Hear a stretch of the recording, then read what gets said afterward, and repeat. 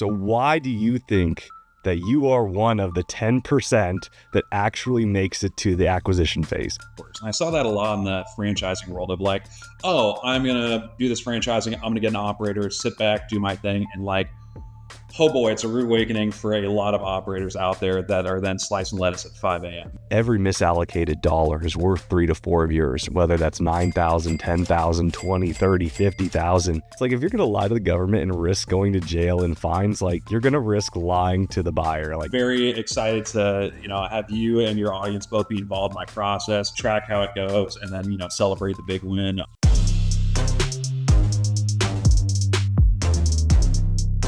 Guys, welcome to the first episode of JackQuisitions. I'm so pumped to have you guys here. Today, we are sitting down with Chris Barr. One of the segments we're doing here on JackQuisitions is we're following a searcher in real time to help them out get closed on their first business. I'm really pumped. He does an amazing job. And as you listen through this series, you get to watch him get closer and closer until he finally closes on a business. So stay tuned, keep listening, and enjoy. Welcome back to JackQuisitions. Woo! So this is an awesome segment we're bringing to the podcast where we are taking home service acquirers or wannabe acquirers and bringing them on this podcast. We're breaking down what they're looking for, who they are, and then we're going to follow along on their journey to their first acquisition. We're really excited. We got an awesome person here, Chris Barr. How's it going, Chris? Doing well, Jack. Appreciate you having me, man. Of course. Appreciate you coming on. This is a super fun segment that we are really excited about because I think it's going to be the neatest thing in the world to start with you today and then look back in a year. You're acquired, you're building, and now you're on this different journey. And then we can follow along and check in with you. But it's really cool to actually see people get to the finish line. So why do you think that you are one of the 10% that actually makes it to the acquisition phase? Why are you special? I don't have a crystal ball or anything. So, this is based on my best data on myself. But yeah, just kind of a bit of a background on me. I'm still a relatively, young, ambitious professional. And I've got this really highly diverse background that's super versatile. Past experiences have included, United States Marine Corps infantry, been a history major, a substitute teacher, commercial real estate broker, marketing specialist for a fast food franchise. So I've kind of been all over the place, and I've felt a little consistently held back that I don't really have this niche that I can leverage into, vocational opportunity. I feel like that's what a lot of employers are looking for. So, I stepped back and kind of looked at my general skill set and looked at how best to leverage this versatility. And I realized it was through entrepreneurship. And in seeing that, again, said, okay, what's our avenue there? And obviously, business acquisitions are very much a trend on the rise. It's a very buyer heavy market out there right now. The silver tsunami, as they say, my least favorite term out there at the moment, but it is a great opportunity. You're right. And so what a diverse background, man. That's crazy. And so now you're looking into home services. Mm-hmm. Yep. Correct. Looking into home services and, specifically, again, wanted to buy something that was existing. I saw a lot of for entrepreneurship as a whole, a lot of the risk and the pitfalls come in this kind of takeoff process and getting something off the ground. So why not just kind of sidestep that and buy something that's already been, up and well functioning. So getting into home services, again, I have started to get a little bit more agnostic about exactly what type of service and even kind of getting away from that initial preference of home services. We've got a pretty tight geographic area we're playing in. We are really looking for something from Boca Raton to Vero Beach. So any of those 4 counties in between there. We started to kind of pick through already what was on the market in home services. So again, trying to cast a little bit of a wider net. Again, kind of getting back to that initial question of why exactly am I going to be one of these 10% guys? And kind of that old officer and gentleman quote, like, I got no place else to go. I really feel like, I've kind of exhausted the avenues that excite me, that are available. And again, there's enough tenacity there where I really do feel like I got what it takes to make this happen. So walk me through that process, right? So I'm always very interested in this process of somebody either quits or gets fired from their job, and then that's the moment that they're sitting around their dinner table going, what am I going to do next? And then finally it's ding, I'm going to go buy a business. So my key moment was my wife and I left into an RV and we wanted to travel the United States. I love that. I mean, I had twins and it didn't work out exactly like that, as nothing ever does. Naturally. But like that was the moment where I said, wherever we stop next, I'm going to buy, because I don't like answering to people. And now I just answer to a giant customer base instead. So what was that moment? What was that turning point for you? Yeah, I was a vice president of acquisitions in my previous role for a niche style of real estate deals. And yeah, left on pretty amicable terms with them, and then just kind of looked at it, of next move, and said, I've hopped from so many things to so many things, but I've been a low man on the totem pole plenty of times, took plenty of orders in the military, and was like, I would kind of like to be in a position where I'm synthesizing all of these diverse experiences I have into kind of leading the ship and leading a vision. And again, not necessarily one that I have to create from scratch on my own, taking something that's well functioning, already built, building off of that, and applying my own kind of personal touch along the way. So it felt like that was really where my skill set would be best utilized. And I said I could not think of any other options that were going to be as well tailored to me as that. So that's really how we landed there. And then, I'm a boomer at heart, man. I don't like tech. I really don't. I can barely operate my iPhone. I know how to get to the calculator app. So, I got that going for me, which is nice. But, I wanted to find something that was pretty impervious to tech. And I don't really see Amazon co-opting the HVAC space anytime soon. It seemed like home services were pretty tried and true. And again, especially the vintage ones have been through 2008, have been through COVID, have continued to thrive. So, yeah, and I think that, you asked me a question at one point in what I'm looking for is also, what are you specifically trying to avoid? And I think that, new, sexy, high growth stuff, like give me Steady Eddie, give me something very unsexy, give me something that is an industry that's been around and has operated the same with a lot of the same players since time immemorial. So that really kind of shaped that desire for, again, home services, now that we're slowly expanding on to service in general.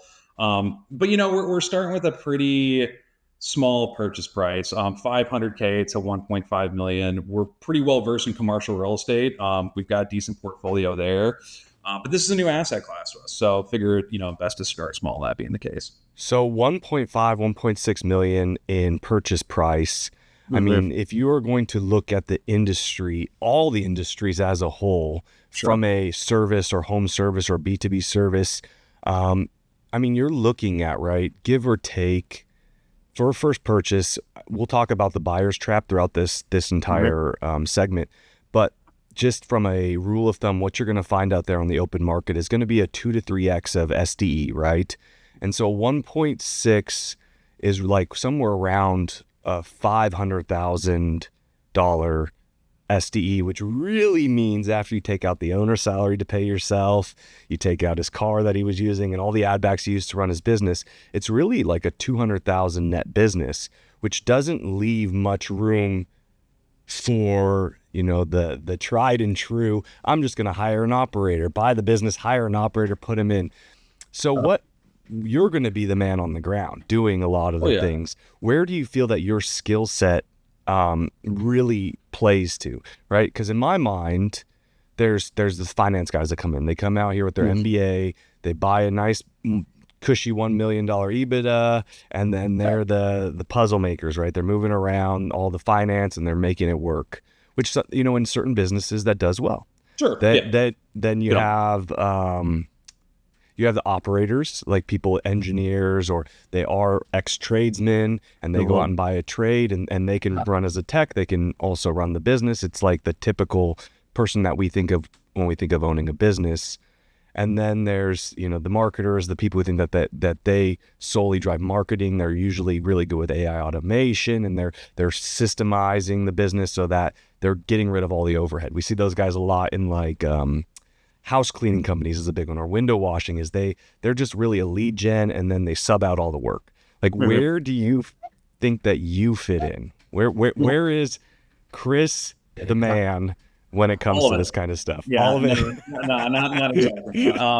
No, I think that's one thing that we've also done to distinguish ourselves as buyers to a lot of the owners we've been speaking with is I know the before JackQuisitions, the podcast was owned and operated, and I think that is something I really buy into in that sense of I do plan on operating this thing, and that's also kind of shaped the type of home services we're looking at, staying away from stuff that's really highly technical. Like, I'm not an electrician, nor am I going to be, but something like pressure washing, painting, landscaping, cleaning, fence building, pool service. These are all things that are pretty obtainable. Also having very upfront conversations with owners about overlap period of, hey, listen, yeah, you're willing to stay on for X amount of time, complimentary, that's great, but I'd like to keep you on for an extra, 6 months, a year if I can, on a contract basis, because I truly want to understand and learn and be able to wrap my arms around the industry as it operates. And I think that I said a lot of those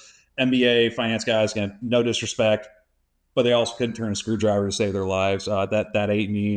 Definitely have more kind of hands-on experience with, again, this big diverse background. So I want to put that to use. And so I think, again, getting something that I can, have the ability to get my mind and arms around in a pretty rapid fashion, and then being willing to operate it. And yeah, over time, obviously, would love to grow it, would love to bring in managers, not trying to buy myself a job, definitely looking at scaling. But I think that's, and you would know the buyer trap far, far better than I do, but I feel like that's something that either gets people into hairy situations post-close or prevents them from closing, is because they hit that realization of, if my manager walks on me, what the heck am I going to do?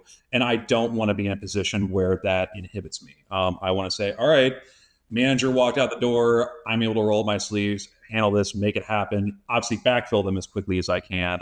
Or if they don't have management in place, to be able to own, operate, manage it myself, grow it, scale it to a point where I can step back, bring in a manager. But again, doing all that per what's healthy for the business, not I want to sit there and collect my mailbox money because that is what sounds cool to me. Probably one of the most important decisions you can make in your ETA journey is which SBA lender you are going to pick. A lender who will be in your corner to get you closed on the deal, as well as set you up for future expansion.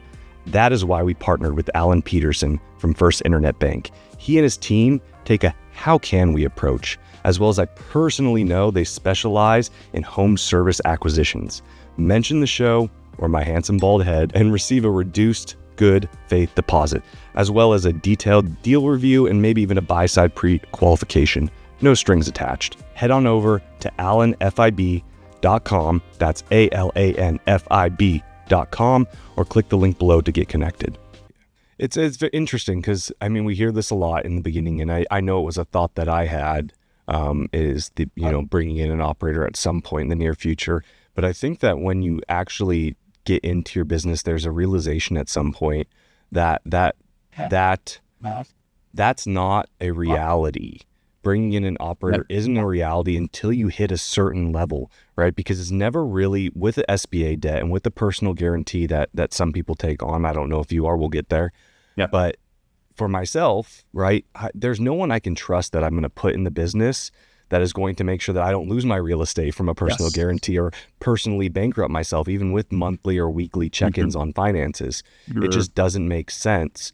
And so that number where I thought it was maybe, hey, 4 or 5 million, you have enough, what you do, you have enough to bring in a GM, but a P&L owner, essentially a GM that would really own the business, it's much later. And it's for HVAC and plumbing in particular, somewhere around that $10 million mark is where I view it. Fair. Because you can start installing, C-suite team, like, hey, this is the director of finance, this is the director of operations, this is the CEO. And there's enough money that you could still pull a salary from the business while it's big enough to be able to manage an actually top line team. Sure. But beside the point, I mean, that's less about acquisitions and more about operating. So, No. And I do want to offer one note because, again, pulling from the super diverse background, one of the things I did before stumbling on this was I was a marketing specialist for Jimmy John's corporate headquarters. And I saw mm, that a lot in the franchising world of like, oh, I'm going to do this franchising. I'm going to get an operator, sit back, do my thing. And like, oh boy, it's a rude awakening for a lot of operators out there that are then slicing lettuce at 5 a.m. So yeah, exactly. understanding that and accepting that up front and planning for it has been a huge approach, circling back to the acquisitions process, which is kind of where we're at now. There you go. No worries. And so as we're moving into this and you're actually going from this idea to reality, because this is a process, how long have you been doing this for now? How long have you, since you started the journey? Man, I left my previous gig back in November of last year, so spent those last 2 months of the year just educating myself, reading as much as I could on the process, and then really started the process in earnest Jan 1 of this year. So we're only about 2.5 months in. Perfect. So we're 2.5 months in. As you start to generate focus, and it's actually my father-in-law saying, which is one of those old man sayings that always is like, oh, let me tell you about my life. And it's, you don't know what you want, but you always know what you don't want. So where are the guardrails on this? You gave us one guardrail. Hey, it can't go above 1.6 million. I don't want to do that. I want it to stay there. Yep. So we have a price guardrail. You have another guardrail, parameter, if you will, that, hey, I need it to be in this tight geolocation, but you're open agnostically to the type of service. So what are the other parameters that you're putting on this search to be able to, A, accurately drive, and B, maybe to help some of our listeners who are kind of one step behind you saying, okay, what parameters should I be putting on this? Like, how do I concise this down to a point that's actually manageable? Because there's so many different types of businesses out there. Sure. No, and I think that's been the playing with how wide we're casting the net has been one of the biggest parameter in flux by far since we started the process. There's a few easy, quick ones, like anything that started realistically less than 5 years ago. I've got a pool business right now that was started just about 5 years ago, and it's checking a lot of the boxes, but that always gives me pause. I really want something around, honest to God, at least 10 years. So having something that's vintage is a guardrail that is pretty significant. Kind of understanding kind of basic margins. And then again, as not a MBA finance guy, that was something I definitely had to educate myself on.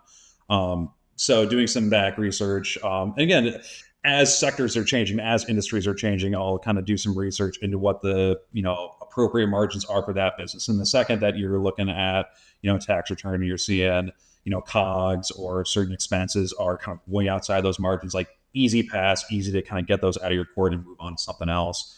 I would say again, recently, because of my operations approach, things that are overly technical, we were kind of examining general contractor opportunities, stuff like that. And there is still potential for them qualifying, but we're really backing off of those. So that's a good question. So that's part of what I'm asking here is like, I know for my search, one of the big caveats, because my search was a little different than yours, right? Mine, everyone's is. My parameter was I wanted something that was going to, as a child of 08 and who saw my friend's parents in Southern California get absolutely decimated by the recession. I wanted something that was recession proof. So one of my optimizations was saying, hey, no new construction, because one of those, debt.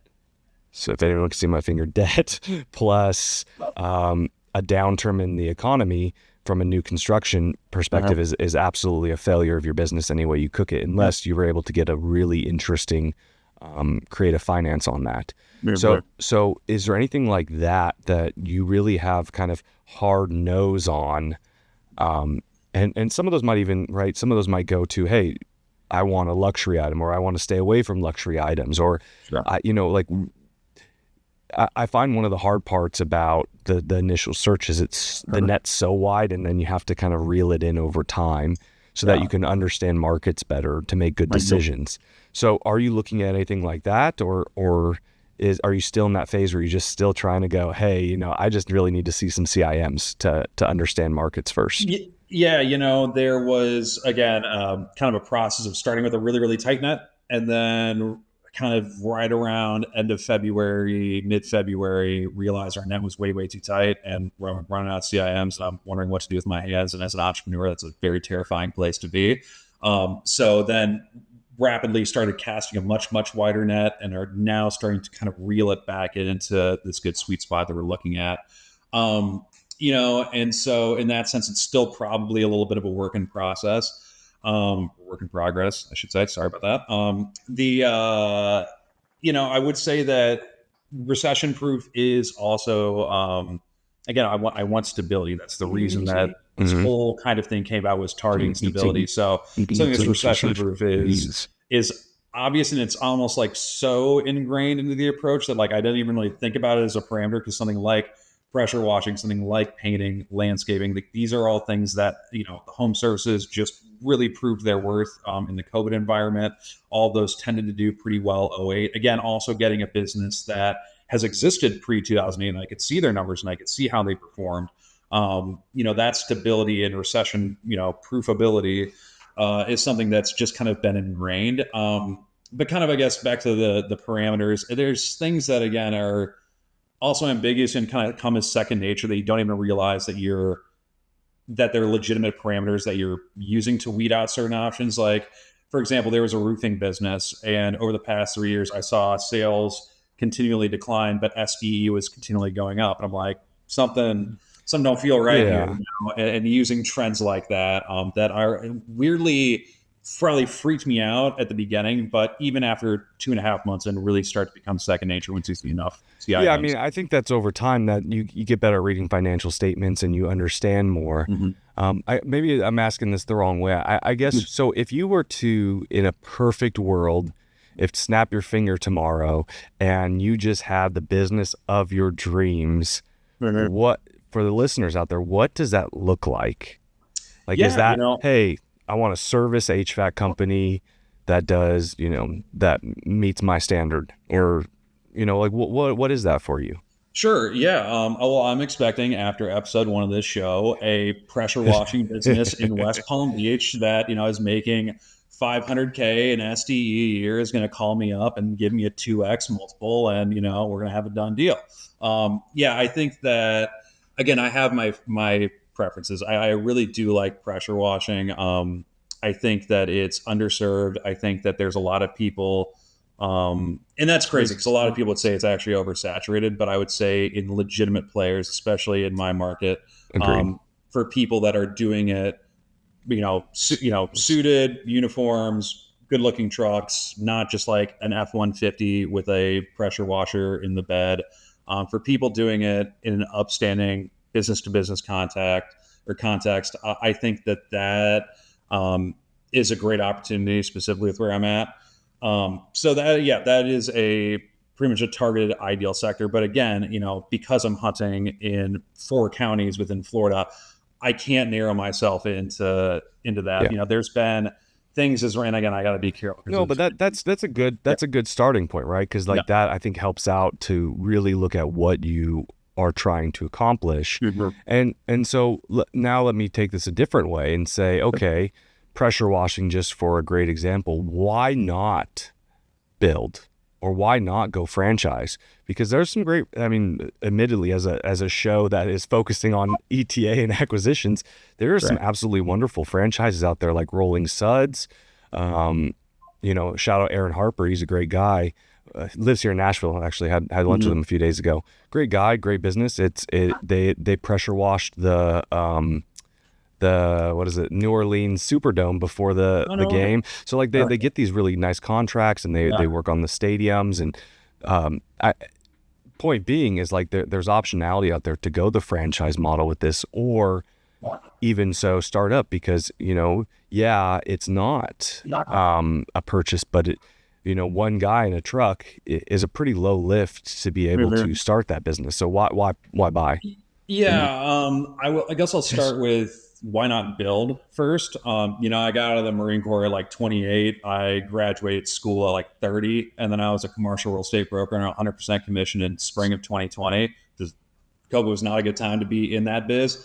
So that was a reason I kind of got out of brokerage. I'm like, it can be a great business if you have this ramp up cycle. But with where I'm at in my life right now, I don't have the years to ramp up. And when building something from scratch, there's inevitably going to be that ramp up cycle. In Hmm. a few lean years, and they say most businesses, lose money before they start making money for the first, like 3 years or something like that. And I really just don't have that timeline available to me personally. So that's really the hesitancy against building. And there was an opportunity to do that with a local connect down here who wanted to build something, needed some equity, didn't work out, no sweat. But so it's not entirely off the map, but there's reasons why building isn't right. And then franchising, again, I already dropped the franchising organization I used to work for. And Jimmy Johnson was great, and no disparaging towards them, but you kind of see the good, the bad, and the ugly in franchising. And I think that moreover than the good, the bad, and the ugly, and the in between, and the uncertainty of what makes the good, the bad, and the ugly from a franchisee perspective, um, it was also kind of a post Marine Corpsism in that I've seen what big large organizations and the bureaucracy and the lack of being nimble comes along with that. And again, I'm sure there's great franchisors are out there. I'm sure there could potentially be a great fit. I don't claim to not be misguided here, but dealing with larger, more chunky organizations where there's a lot of protocols and bureaucracies, et cetera, is really something I'm trying to move away from and really kind of just a small shop dynamic. And so that's where buying something really stands out to me. Hey, don't disagree with you whatsoever. I think franchising works for a lot of people. I'm actually in the same boat as I will tell people outright the reason, and I joke about it, but there's two types of owners. So there's owners that want independence from whatever, from having a job, being able to take the days off you want, be able to make your own decisions, all that wonderful stuff. And then there's owners that don't like being told what to do, so they want to run their own business. And I definitely have a large portion of that second quality is being told what to do. It's not something I personally enjoy, and I've never enjoyed it, so I went out and did my own thing. But that's just a personalism that I feel is pretty true for all the owners I've met. Great people though, but it is interesting from as you kind of go through this journey. I do want you to keep an eye on that, and I want you to keep an eye on that because what I found is the red flags from owners, right? So as you are positioning yourself to be in a spot where the owners are begging you, saying, "Hey, Chris, I need to sell it to you." Part of that is understanding the personalities of these owners, right? And there is like I said, when I sell one day, there will be somebody sitting across the table trying to work with me. And if they understand that about entrepreneurs, that they kind of they figure that out really quickly. And we see it a lot with new owners. Is there's a reason that owners don't stay around after they sell their business very long. And it has to do with that dynamic, and it's such an interesting thing that you'll run into. But I'm excited because I'm excited to see you actually start dealing with that. So speaking of owners and red flags and how you've started, you've been doing this 2.5 months. You've had to have talked to some owners by now, yeah? Yep, absolutely. Yeah, I would say probably half a dozen or so, general conference calls, get to know you, owner, buyer, introduction. And then last Friday was on a ride along for a bit. And I got to be careful with NDAs and whatnot. Yeah, of course. Much, but yeah, it was on a ride along for one of these service businesses. And again, getting to sit in the car with the owner and really kind of get to know him and see what he does up close and personal over the course of the day.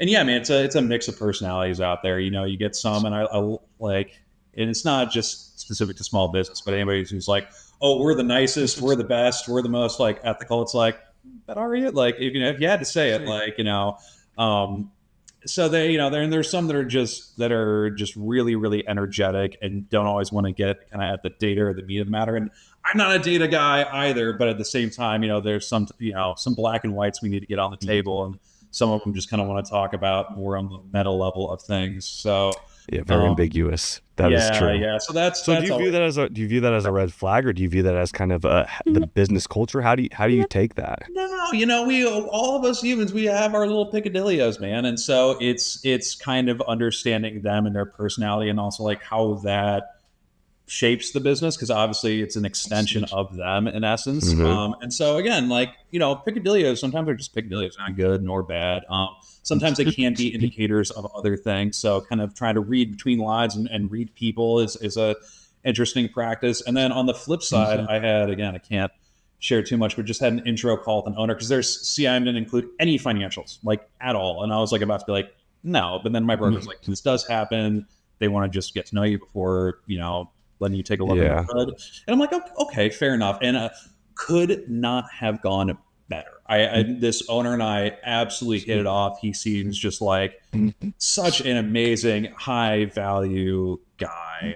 Whose heart is truly, truly in the right place. Again, I'm tempted to reveal a lot, So but and I haven't seen financials, and I already want to put an LOI on this thing. And I'm like, don't get too ahead of yourself here. so So there's good. that's what I'm curious about. So I'm gonna dig in a little bit here. Yeah, please. Um, so do you view that feeling or the generation of that feeling by an owner as a good thing? It's difficult because again, like I'm not an MBA. I'll be completely candid in that, viewing the financials, I obviously do it, but it's definitely not my strong suit. It's definitely something I have to like really get a quiet space, sit down and focus and like really, really do it because it doesn't come second nature to me. But relationships do. Do you feel that yourself and the owners are in a like a symbiotic or in an adverse relationship throughout the transaction? I think That's the it's question. and no, is it ever? And I think it's a mix of both. And I think that's one where I got lucky that commercial real estate brokerage really prepared me for that because we're both working towards the same goal. You have something and you want to sell it and get paid for it. I have something that I want to buy. We have our goals are aligned, so it can be symbiotic. But then there's you scratch the surface a little bit, you start getting the particulars, and our interests aren't always going to align. And so, I wish that I had experience of moving through an LOI with you that I could share of kind of how that process looked like and how symbiosis and The cool part is antagonism. that's what we're here for, right? That's Yeah, what the exactly. point of this is. I'm You're gonna see excited. it. I'm gonna have this Yeah. conversation with you. I'm gonna say this is how that came to light. Well, the reason I Yeah. ask it, Chris, is No. because maybe incorrect. I'm not going to pretend that I am, the messiah to acquisitions. But what I will say is that naturally, just from a numbers perspective, right? We are buying businesses based on a multiple. Sure. Right? So 3x, 4x, 2x, whatever that may be, 1.2x. But I think it's a very, very important part as we start digging into these processes and going through CIMs that we realize that we inevitably are in an adverse relationship, in my opinion. Don't get me wrong. It doesn't mean being mean. It doesn't mean being angry. It's not bad in any sense, but there is a natural dynamic where every dollar that they misrepresent, truthfully or untruthfully, is worth $4 to you. It's worth $4 to them too. But every single dollar that they can route through a business incorrectly or, slide under the table is worth about $3 to $4. And so when you're talking about, hey, this is an add back for the cost of my car per year. Well, did you use that car for your business? Am I going to have to replace that car? And we start like later episodes when we go through these add back discussions and through these CIM discussions and finance discussions, you realize that there's a benefit to them being very nice and making you feel like they're trustworthy and stuff. A, because what you want a business that's trustworthy, right? That's how they, like you said, internally, you want that cohesion inside their business. But as long as that there's an understanding that at the end of the day, every misallocated dollar is worth 3 to 4 of yours, whether that's 9,000, 10,000, 20, 30, 50,000. And when you close on that business and their time's up, they're gone. Oh yeah. Like they're gone, and it's you with the big load on your back. And for everybody who hasn't heard my story, that's what happened to me. Like I overpaid and The owner and I are still friends to this day. But that being said, like it wasn't great. It wasn't great. And so I'm curious. I want to see this interaction go on with other people, not just myself. But that's my soapbox, and I'll jump off to No, continue. totally. And one of the kind of mentors I've had, he's lectured at Harvard on, small business acquisitions. He's an MBA from the University of Illinois. I mean, absolute stud. And he was acquiring, I think, some sort of medical practices, something along those lines. I don't have all the details, but I know deal number one, there was basically like two sets of books. One set of books that they reported to the IRS, and then the actual set of books. And he bought a ugly situation. And again, he's a stud, so he was able to kind of right the ship, and everything ended up okay, and everyone went home happy. But like, it was a little ugly there, and so avoiding a scenario like that is of utmost importance. And that was kind of again, I haven't gotten to deal with it hands on yet, but in my kind of pre-research and reading, that was something that was really harped on. So you got to go through the tax returns, and again, and that just happened with the ride along. You're saying, oh yeah, I expensed. And you always see that on the tax returns too. Like 2022 looked okay, 2023 looked okay, 2024 looks great because they decided they wanted to sell and realized they couldn't expense, every little thing through their business, and that's what you're saying. It's like, oh, I was just expensing stupid stuff just to avoid paying Uncle Sam. Like, all right, that's well and good, but like, show me the receipts. And if you can't, then like we're going to have to calculate this entirely differently. I'm not going on like good word and hopes and dreams here, and that's where again commercial real estate brokerage was helpful because it helps you not get very personal. It's like, again, I still like you still like me. We still have a end state that is very symbiotic. But hey, listen, like you're saying you have this personal car and it's going to be an add back. I'm saying it isn't. And listen, either we come to an agreement or we don't do the deal. And that's just that. Doesn't, so I think that being objective about those things is something I've gotten a little bit of practice for, but don't have the experience with it in this context yet. So that'll be interesting to happen upon. Yeah, one of the great rule of thumbs that someone gave me really early on, because I remember looking at like a $50,000, the broker's like, oh yeah, it's a slush fund expense through the government, like it's miscellaneous. And I was sending it through somebody who maybe it was Sam Leslie, I don't know, somebody back in 2022, one of the Twitter guys, and he's like, Jack, trust me, if they will lie to the government, they're gonna lie to you. And it makes sense. Like if you're going to lie to the government and risk going to jail and fines, like you're going to risk lying to the buyer. Like no chance that you're like the government sits above the buyer in this hierarchy. So no, very interesting. I'm really pumped for this because I'm excited to kind of get this feel again. So how, as we move forward, are we going to get you closed on a deal in 1 year? Guaranteeing it to the listeners right now. Yeah. No, they want to see Chris win. I want to see Chris win. I want to get through all this, get the juice out, get to see an LOI, get to see due diligence, like knock through all these walls to close. What are we going to do to get there?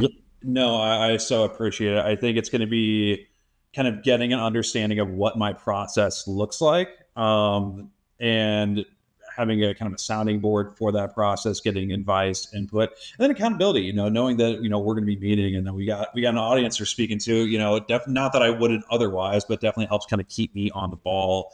And so I think kind of through that feedback, kind of shaping what the daily consistent actions look like. Because obviously, we've set aside a year for this. This is a marathon. This is not a sprint.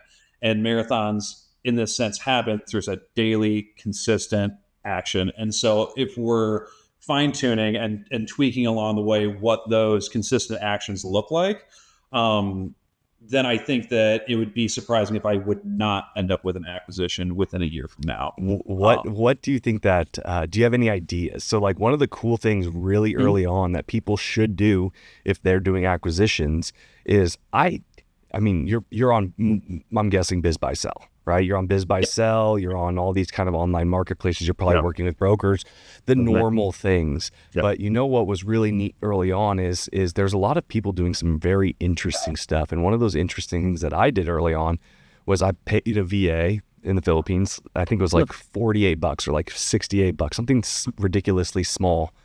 And what they did is they scraped every single HVAC listing on like 3 different websites from Patrick Lang. Oh, he's a business broker that does HVAC only. They scraped his website, they scraped Biz Buy Sell, and I think they scraped another website, and they pulled all those listings into a single folder. They added the ones that had real estate, they took out the other ones, and then they wrote if it was commercial, residential, service, whatever. And then on top of that, they went through and then they compared them to each other. So now I got to see, okay, in this market, it's selling for this, in this market, it's selling for 2.3x, in this size, it's selling for this.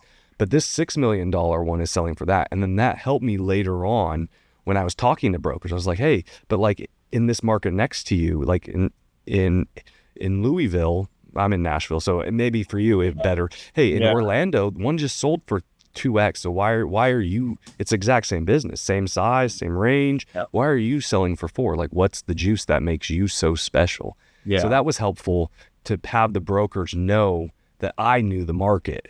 And have the business owners know, like, oh, hey, this guy's serious. He's talking to other businesses. So, like, I'm excited. What are you gonna do? No, like, that's brilliant, man. Gosh, then there's people like Rory. Oh goodness, I interviewed him a few months ago. He bought a nursery out in like North Carolina, and what he did, he just went out and he started like he just cold knocking on doors, business owners like knocking on doors. Like that's definitely an option too, especially for an area like yours where you have a small geo. So I'm interested, man. I'm excited. Like that's the fun part about this is getting to build these systems.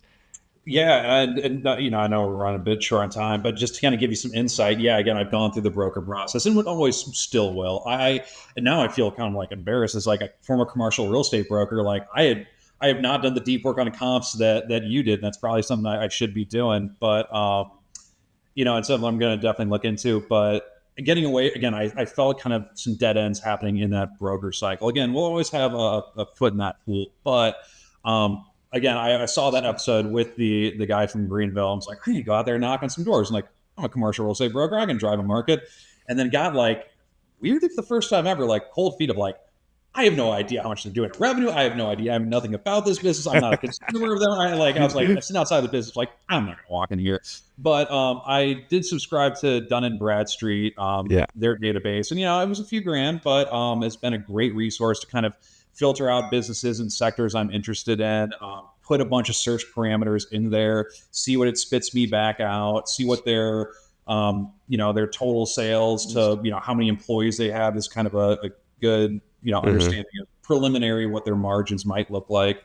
So I've reached out, viewed that, got told to F off a good few times from those cold outreaches. And then have just really been hitting the networking hard, especially in the past like 2 to 3 weeks. Been going to Chamber of Commerce events and networking, you know, power dating almost like events. And honestly, they've been, I've seen, because I think we all can agree that like everyone's really just trying to find a good off-market deal. Like, yes, by all means, like see what's out there on the market via the brokers. But, like everyone's hunting for that, like really quality, smacks you right in the face. This is the deal I got to go for on an off-market situation. And instead, meeting with a lot of these local business owners, going to some networking events, getting my name out of the community. I've had 3 people in the past week be like, oh, you know, there's this service business owner tragically had a heart attack. Wife's been trying to run it. I think it'd be best to sell. So I'm like, wow, there's been so much traction in such a condensed period of time by just kind of getting away from that routine system, call the brokers, follow up, fill out the NDA, get the CIM, and just kind of putting your name, face, and intention out there to your community has yielded a ton of results. So I'm excited to kind of continue to pursue that and see where that goes. I mean, that's definitely the best option. I mean, you can make all the quirky tools like I did that you want, but the networking, and actually I was thinking like, how do you get in, where's a place like that you could sign up, like a pickleball gym or something where it's just all old guys who are like, I don't work on Tuesdays. I go and play pickleball. Like that's where you need to network at and go find somewhere. But for a country club membership or something, man. Yeah, like, exactly. So interesting. Well, you know, I appreciate it, Chris, you coming on today and you agreeing to like this entire process, because I know it's gonna be uncomfortable at times, right? Yeah.